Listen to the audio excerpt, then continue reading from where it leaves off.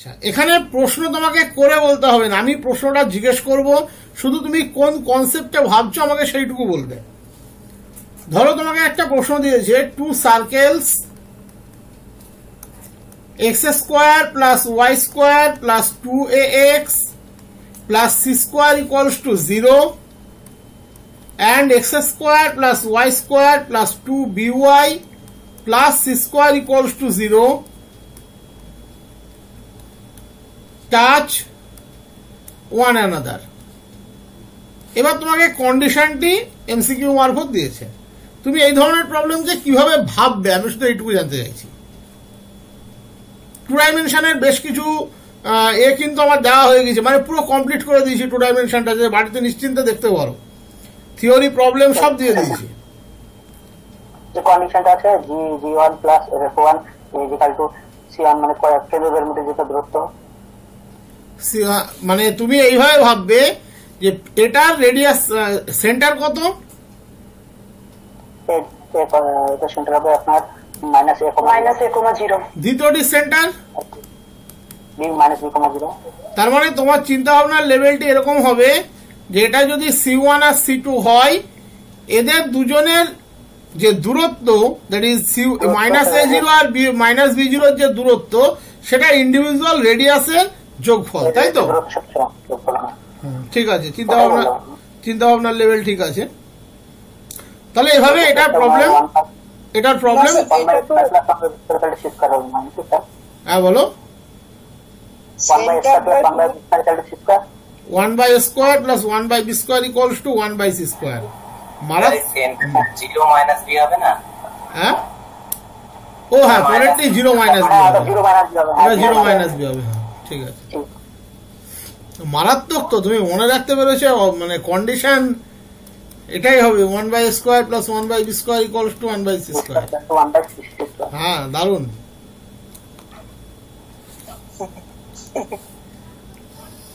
এরকম ভাবে প্রিপারেশন রাখতে পারলে বিরাট ব্যাপার, মানে একটা সিট তোমার জন্য বসে আছে, গ্যারান্টি দিচ্ছি আমি। আচ্ছা, এটা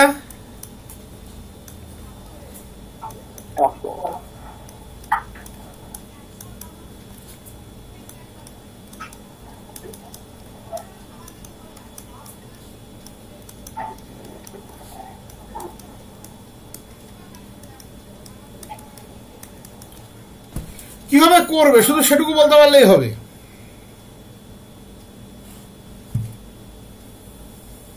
বলেছে the pole of the straight line this with respect to the circle. পোলটাকে ধরে নিয়ে পোলার বার করতে হবে, পোলার বার করে আইডেন্টিক্যাল করে দিলেই হয়। বাস বাস বাস, তাহলে মিলে যাবে। সুন্দর। Next, the equation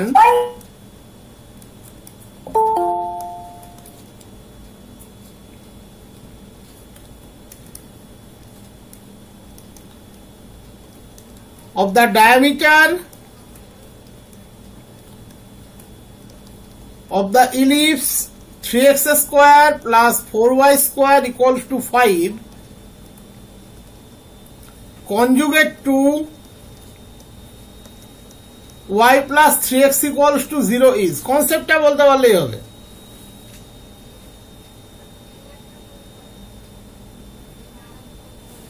m1 mt is equal to mm dash equal to minus b square by a square, Good. mm dash equals to এই প্রশ্ন কিন্তু খুব important, minus b square by square. তার মানে এটাকে x square by square plus y square by b square equals to 1 ফর্মে সাজাবে। এখান থেকে তো তুমি একটা ভ্যালু পেয়ে যাচ্ছ, ধরো ওটাকে যদি এম ধরো, এম এর ভ্যালু -3, তাহলে এম ড্যাশ পেয়ে গেলে, তাহলে y equals to that m dash x is the another is the conjugate diameter. ওকে,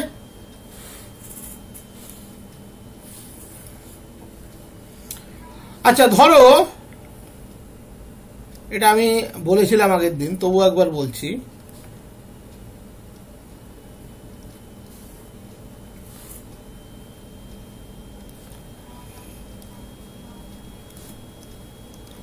ধরো এটা হচ্ছে a cos theta b sin theta, তাহলে p' এর কোঅর্ডিনেটটা কত হবে?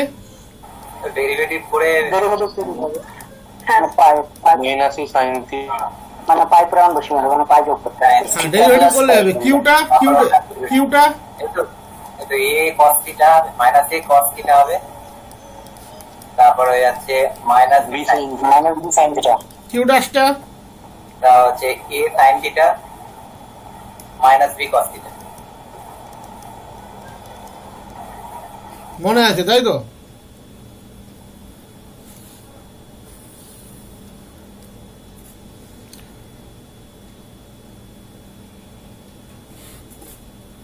নেক্সট, ইকুয়েশন অফ প্লেন এখনো 3D করাইনি, মানে দিইনি কিছু, তবুও বলছি। পাসিং থ্রু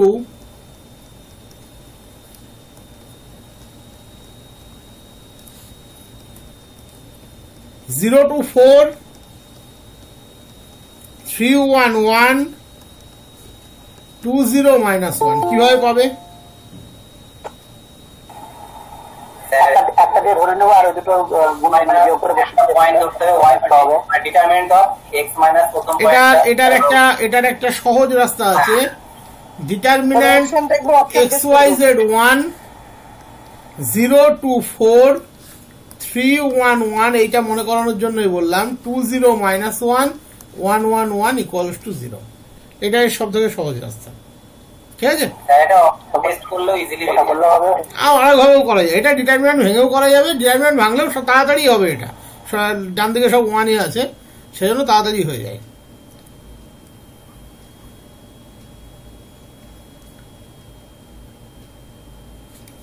আবার স্যার ওটা মানে একটা বিন্দুতে ধরে নিয়ে ক্রস প্রোডাক্ট করলে, হ্যাঁ ক্রস প্রোডাক্ট করা যায়, বিভিন্নভাবেই করা যায়, করা যায় না তারা, বিভিন্নভাবেই করা যায়।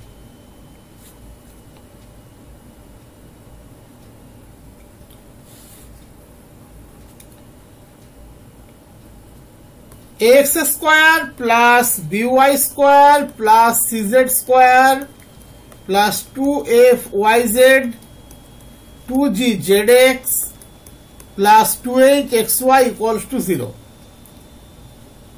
যে দুটো প্লেনকে রিপ্রেজেন্ট করে তারা রাইট অ্যাঙ্গেলে আছে। কিভাবে কন্ডিশন পাবে? Represents a plus b plus c equals to 0 to perpendicular plane, then coefficient of x square, এটা মনে রাখবে, ঠিক আছে? আমি দেবো, এটার ভিডিওতে এখনো দিইনি, দিলেই পেয়ে যাবে। Plus coefficient of Z square equals to 0, এটা মনে রাখবে। a plus b plus c equals to 0।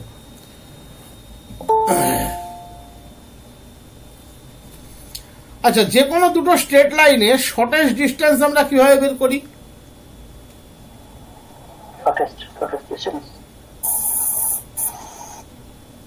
এটা আমি যদি বলি স্যার, ওই যে লাইন দুটো দেওয়া থাকবে ও দুটো ক্রস প্রোডাক্ট করে এলিমেন্ট বের করে নিলাম, আর ওই যে এইগুলো বিন্দুগুলো দেওয়া থাকবে ওইগুলো বিয়োগ করে ওটার সঙ্গে মানে একটার সাথে একটা গুণ করে যোগ করলেই হয়ে যাবে, সহজে চলে আসবে।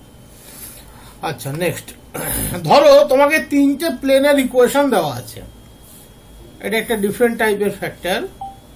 তোমাকে 3টে প্লেনের ইকুয়েশন দেওয়া আছে। a1x plus b1y plus c1z plus d1 equals to 0, a2x plus b2y plus c2z plus d2 equals to 0, a3x plus b3y plus c3z plus d3 equals to 0। এটা কিন্তু খুব ইম্পর্টেন্ট টপিক হিসাবে এটাকে নেবে।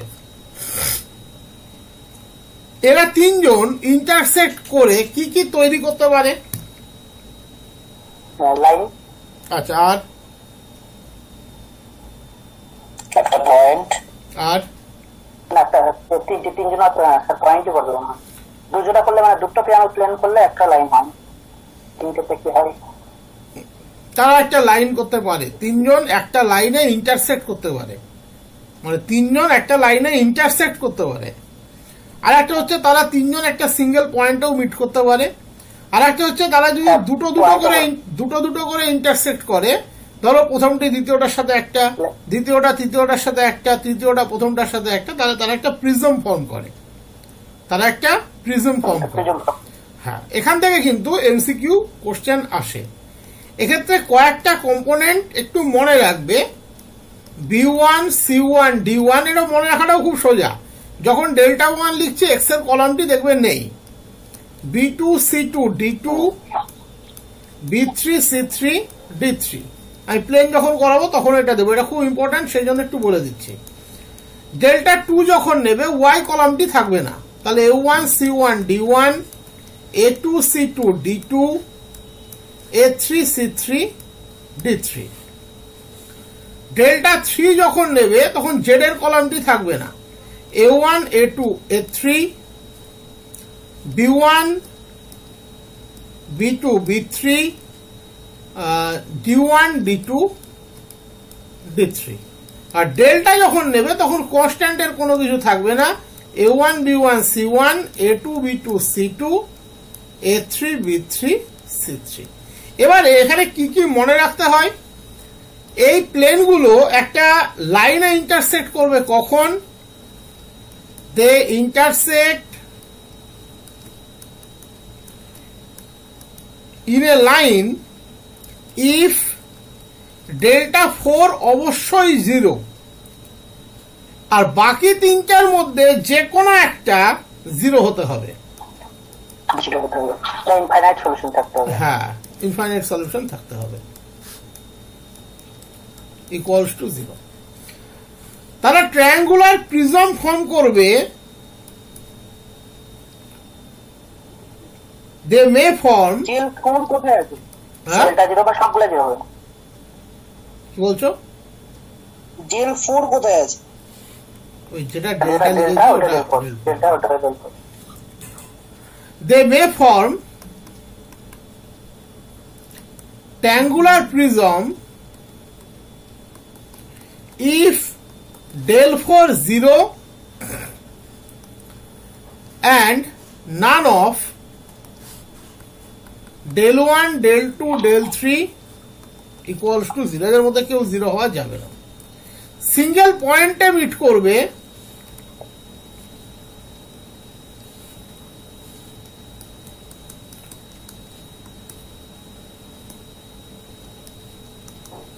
single point if del 4 not equals to 0। এটা কিন্তু এখান থেকে কিন্তু প্রশ্ন আসে।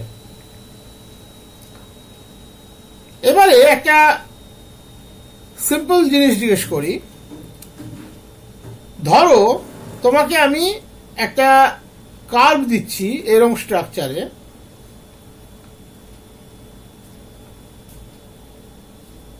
X square by a square, এটা গেল একটা section, minus y square by b square equals to 1। এটা কিসের ইকুয়েশন? হাইপারবোলা। হ্যাঁ, আমরা বলছি কোড of this touches x square plus y square equals to c square, then locus of middle point of chord is। তুমি শুধু প্রসেসটি আমাকে বলবে কিভাবে বের করবে। এই ধরনের প্রবলেম আসলে কোনো জটিল সার্কেল থাকে না, সেই সার্কেলই থাকে যার সেন্টার 0 0-তে।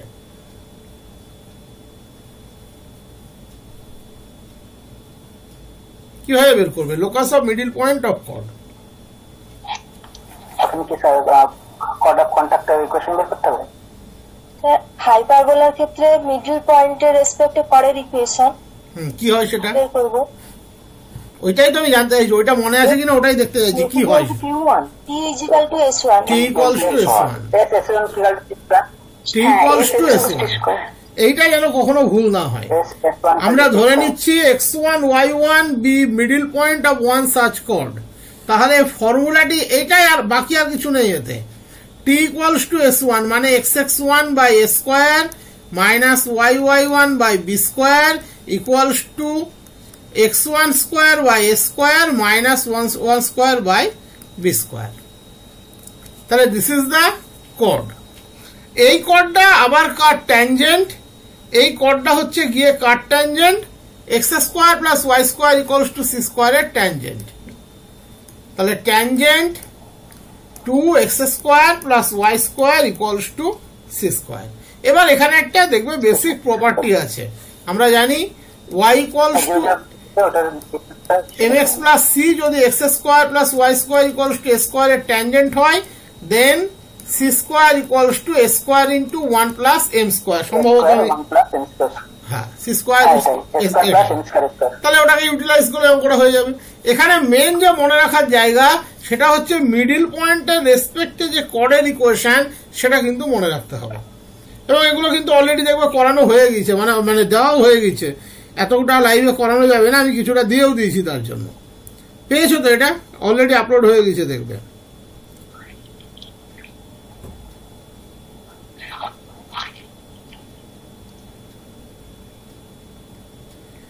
আচ্ছা, তোমরা যারা 11-12 দেবে দেখবে ওখানে একটা পোর্শন আছে তোমাদের সিকোয়েন্স সিরিজ অফ ফাংশন, ওটা আমি খুব তাড়াতাড়ি দিয়ে দেবো যাতে এখন থেকে বাড়িতে পড়তে পারো।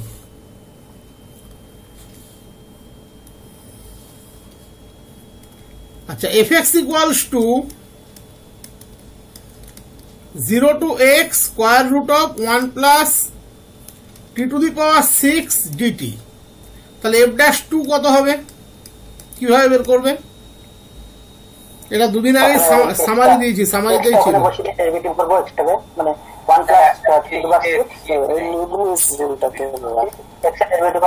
কত হবে? রুট 67। তাহলে এটা হবে 2 টু দি পাওয়ার 6 হচ্ছে আপনার 65 স্যার বলছি যে এখানে f dash x is equal to প্রথমে এই যে root over 1 plus t to the power 6 আছে, এখানে 1 plus x to the power 6 লিখতে হবে, ইনটু x এর ডেরিভেটিভ 1 হবে। ওই উপরে যে আপার লিমিট যেটা আছে x এর ডেরিভেটিভ 1 হবে। হ্যাঁ,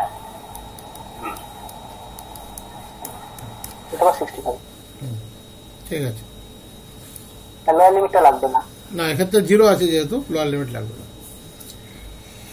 আচ্ছা, 10.0565 আমরা যদি 3dp 3 ডেসিমাল প্লেস অবধি রাউন্ড অফ করি তাহলে কত পাবো?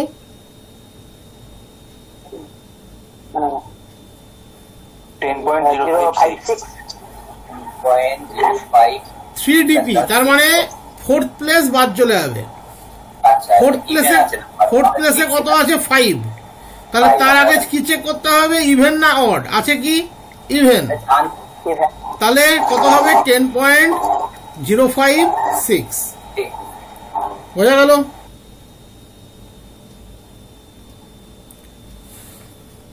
নেক্সট,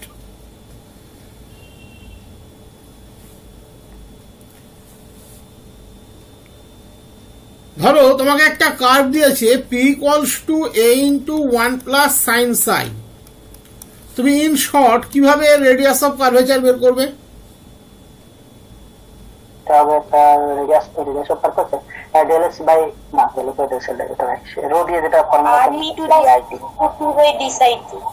বলো, rho equals to p plus d2p by d side একদম। এই ফর্মুলাটি মনে রাখতে হবে, এই ফর্মুলাটি মনে না রাখলে কিন্তু অসুবিধা হবে। ধরো তোমাকে একটা ফাংশন দিয়ে দিয়েছে fx equals two x sin 1 by x, x belongs to -1 1 -0 আর 0 when x equals to 0। ফাংশনটা ইউনিফর্মলি কন্টিনিউয়াস কিনা কিভাবে বুঝবে? স্যার এটা তো কন্টিনিউয়াস হয়ে যাবে, কন্টিনিউয়াস ফাংশন তো হচ্ছেই, আর তাহলে এখানে -1 ক্লোজ ইন্টারভ্যালের মধ্যে আছে, -1 1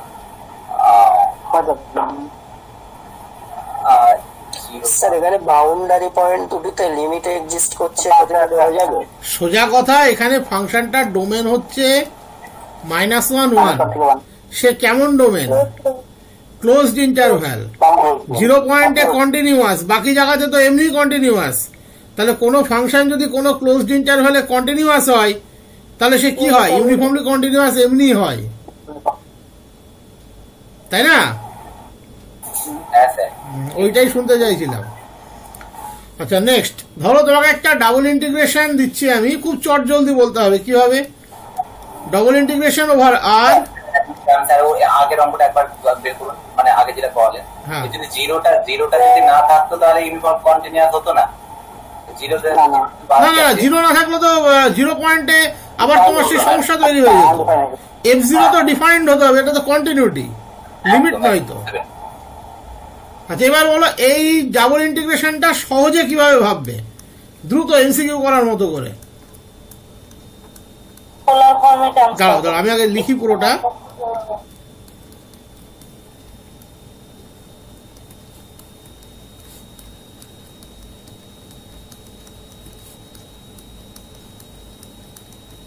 কিভাবে ভাববে বা তুমি উত্তর, আমি চাইবো উত্তরটাও বলে দাও, উত্তরটাও বলে দেওয়া যায় কিন্তু। দেখো দুটোই এখানে সার্কেলটা কনসেন্ট্রিক সার্কেল, এই জোনের মধ্যে ইন্টিগ্রেশনটা হচ্ছে অ্যানুলাসের মধ্যে, এটাকে অ্যানুলাস বলে নিশ্চয়ই জানো।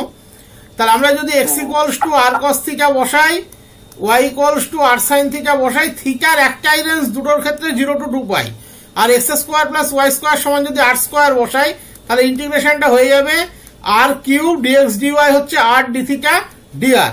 থিটার ভ্যালু একটাই, 0 থেকে 2 পাই, উভয়ের ক্ষেত্রে কমন। ভেতরটির জন্য আর এর ভ্যালু 2 আর বাইরেরটির জন্য আর এর ভ্যালু 3। ইন্টিগ্রেট করো, দেখো মনে মনে রেজাল্ট এমনি বেরিয়ে যাবে, তাই তো?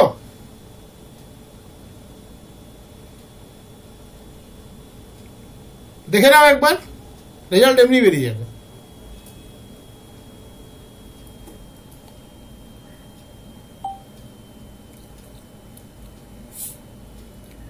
আচ্ছা আর কিছু বলার আছে তোমাদের আজকে?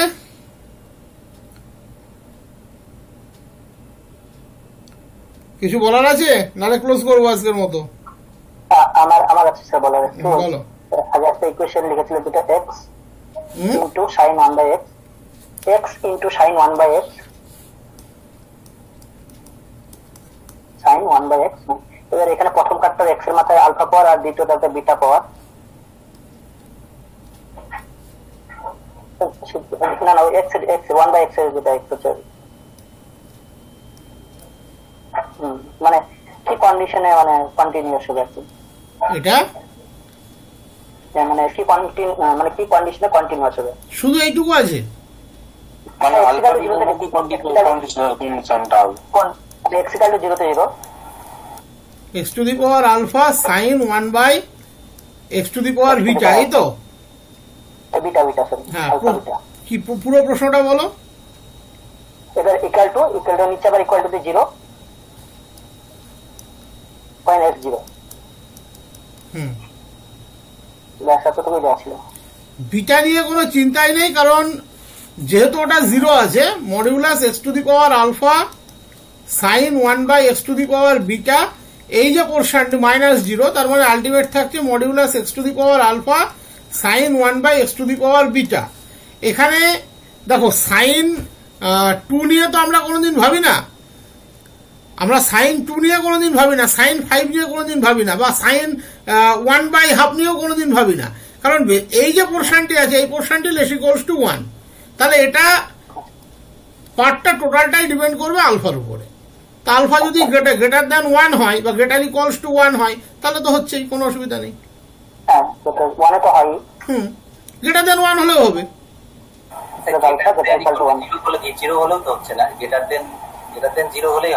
গ্রেটার দ্যান 0 হলেই হবে, রুট এক্স থাকলেও হবে।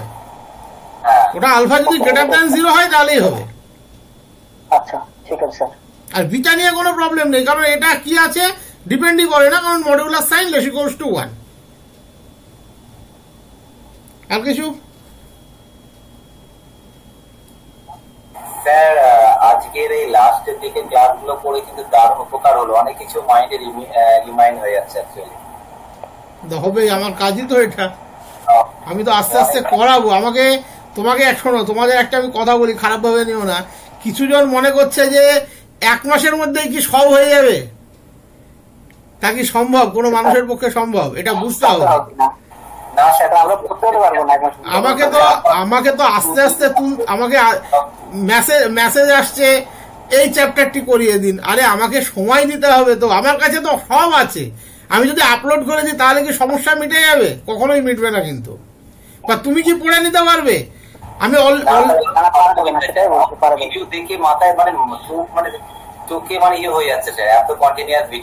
আমি এত পরিমাণ ভিডিও দিয়েছি, তুমি যদি সারাদিন দেখো তাও তোমার 1.5 মাস টাইম লাগবে। কিন্তু তাহলে আমাকে তো আস্তে আস্তে তুলতে হবে। আমি যেমন 2 ডাইমেনশন জিওমেট্রিটা আপলোড করলাম কেন? যাতে তোমরা বাড়িতে দেখতে পারো। আমি এইভাবে আবার জাস্ট মাইন্ডের মধ্যে নিয়ে নেবো যে তোমাদের কোনটা কোনটা করতে হবে, আমি ঠিক বলে দেবো। বা আমি বলেছি সামারি ফর্মে দেবো, তাই বলে কি 100% সিলেবাস সামারি ফর্মে দেওয়া সম্ভব? কোনোদিন সম্ভব নয়। কিন্তু ইম্পর্টেন্ট গুলো দেবো, কিছু কিছু এইভাবে আমি লাইভের মধ্যে ঠিক করিয়ে নেব। একটু ধৈর্য রাখতে হবে সবাইকে, ঠিক আছে? এত টেস্ট, এত আপলোড খুব সমস্যা, মানে খুব সময় সাপেক্ষ জিনিস। কিন্তু তুমি যেদিন আমার জায়গায় বসবে সেদিন তুমি বুঝতে পারবে। আমি খুব ঠান্ডা মাথায় কাজ করে যাচ্ছি, খেয়াল করে দেখবে। যেদিন যে টেস্ট দেওয়া, আমি চরম ঠান্ডা মাথায় কাজ করছি। আমার নিজেরও বাড়িতে প্রচুর সমস্যা আছে, যাই আছে, কিন্তু আমি ওই জায়গাটা মেনটেন করছি। কিন্তু মানে এমন এমন মেসেজ এসছে এই টপিকটি করি। আরে টপিকটা আমিও যাব, যখন যাব তখন হয়তো অনেক কিছুর থেকে ভালো করাবো, কিন্তু একটু সময় দিতে হবে। আমি একদিনে আপলোড করে দিয়ে কোনো কিছু মিটবে না। আমাকে মেটাতে হলে শুধু আপলোডটা তো সমাধান না, সমাধানটা হচ্ছে তোমাকে সেটা বুঝিয়ে দিতে হবে, তাই না? আমি এমনও মেসেজ পেয়েছি, একটা অদ্ভুত মেসেজ, স্যার প্র্যাকটিস ব্যাচে সব হয়ে যাচ্ছে, থিওরি ব্যাচে তো কিছু হচ্ছে না। থিওরি ব্যাচে প্রত্যেকটা চ্যাপ্টারে থিওরি হচ্ছে। যারা প্র্যাকটিস ব্যাচে আছে তারা আগের বার থিওরিটা কমপ্লিট করেছে। তার জন্য প্র্যাকটিস ব্যাচটা, দেখো ম্যাথামেটিক্স মানে তো শুধু থিওরি নয়। যতটা থিওরি তার থেকে 10 গুণ বেশি প্রবলেম। যতটা থিওরি তার থেকে 10 গুণ বেশি প্রবলেম ম্যাথামেটিক্সে। তাহলে থিওরির জায়গায় থাকবে, প্রবলেমের জায়গায় থাকবে। কিন্তু আস্তে আস্তে তুলতে হবে। একদিনে তো সবটা ডেভেলপড হবে না। বা তুমি চাইলে তুমি 1 মাসের মধ্যে তুমিও সবকিছু করতে পারবে না। এবার তোমাদের প্র্যাকটিস বেসে দেখবে 67-68টা টেস্ট আপলোড আছে। স্বাভাবিকভাবে ওই টেস্টগুলো কিন্তু আর্বিটারি করানো ছিল এর আগে। সব টেস্টের সমাধান কিন্তু আমাকেও করতে হচ্ছে। এবার অলরেডি আজকে তোমাদেরকে দেখবে আমি মক ব্যাচে শিফট করেছি ইচ্ছা করে দিলাম ওই ব্যাচটাতে। কারণ ওই ব্যাচটাতে এখন আমরা যেটা করছি ওটা কিন্তু টপিক ধরে করানো, যে টেস্ট 1 টু টেস্ট 29। তুমি যখন ওই ব্যাচে স্টাডি ম্যাটেরিয়াল অপশন খুলবে তখন দেখবে টেস্ট 1 টু টেস্ট 29 এর একদম পরপর ফোল্ডার ওয়াইজ সলিউশন আছে। এবার আমি যদি ওটাকে এখন প্র্যাকটিস বেসে নিয়ে যাই, তোমরাই কনফিউজ হয়ে যাবে। পরে খুলে বলবে স্যার কোন টেস্টের কোনটা উত্তর বুঝতে পারছি না। তার জন্য আমি ওই ব্যাচটাতে ইচ্ছা করে তোমাদেরকে জয়েন করালাম, যে তোমরা দেখে বুঝতে পারো যে না এই ব্যাচের সলিউশন এখানে আছে। তো তোমাদের থিওরি ব্যাচটা থিওরি থাক, প্র্যাকটিস ব্যাচে জাস্ট প্র্যাকটিসের প্রবলেমগুলো থাক, আর মক ব্যাচে মকের প্রশ্ন আর উত্তরগুলো থাক। তাহলে দেখবো আর কোনো সমস্যা থাকবে না। তো এই চিন্তা ভাবনাটা আসার জন্য তো আমাকে একটু সময় দিতে হবে। আজকে যারা জয়েন তো করেছো অনেকে, নিশ্চয়ই করনি জয়েন? মক ব্যাচে জয়েন করনি তোমরা কিছুজন? দেখেছো তো উত্তরগুলো খুব সুন্দরভাবে সাজানো আছে। দেখবে প্রত্যেকটার উত্তর সুন্দর করে সাজানো। তাহলে সময়টা তো দিতে হবে। আমাদেরকেও তো কিছুটা অভিজ্ঞতা জেনারেট করতে হয় না আস্তে আস্তে। আচ্ছা, আর কিছু বলার আছে? Hello sir. হ্যাঁ বলো। একটা খুব প্রশ্ন ছিল ওই এলপিপি থেকে। এলপিপি আমাকে নমস্কার করো, ওটা টমাস স্যারকে জিজ্ঞেস করবে। ও ঠিক আছে স্যার। এলপিপিটা টমাস স্যারকে জিজ্ঞেস করবে। এলপিপি আর স্ট্যাটিস্টিক্স নিয়ে আমাকে কিছু পাঠাবে না, বাকি সব পাঠাতে পারো, কোনো সমস্যা নেই। ঠিক আছে। হ্যাঁ, আর কিছু? তাহলে ক্লোজ করছি আজকের মতো। প্রত্যেক দিনই হবে, ক্লাসের লাস্টে হবে। সামনের সোমবার আমি ক্লাস নিতে পারি, আমি আগে জানিয়ে দেবো।